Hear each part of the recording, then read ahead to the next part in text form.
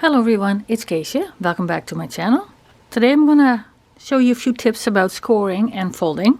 First, when we are scoring, this is regular paper that I dyed. When you're scoring the paper, you're relaxing the fibers in the paper, more so on this side than on that side. That's why it's easier to fold this way, because the fibers are more relaxed on this side. So when we are folding, we mostly are folding with the valley side to the outside. So the next thing to pay attention to is when we are scoring. You can see that this is trying to get up here. We want to keep our paper towards the edge, but when we score, we are creating an indentation.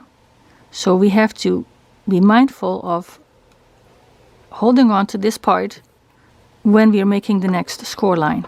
By making indentations, you're shrinking the paper somewhat. It doesn't touch it anymore. I have to push it in to have it touched. So you have to keep that in mind also. Now the other thing too is we made a score line, but we made actually two lines. So I show you this in a bigger picture, that each groove, your tool hits both sides of the groove, creating two lines.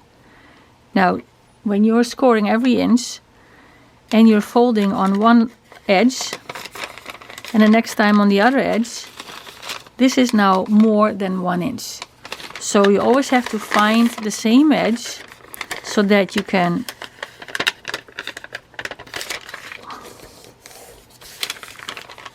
make sure that it is constantly 1 inch. So when we're folding, I'm picking the top edge here, and I will do the same here.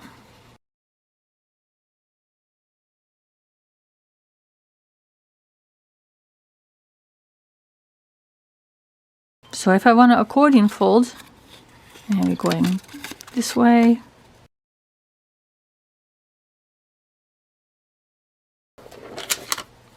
they're now kind of all the same sized.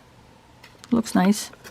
In the next video we are going to make this postage stamp pocket, where we are going to use what we've learned today.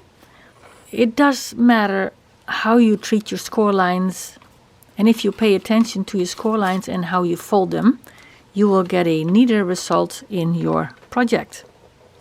Well, that was it for today. I hope you enjoyed the video and that it was useful to you. I appreciate a like and a subscribe, and we hope to see you in the next video. Bye!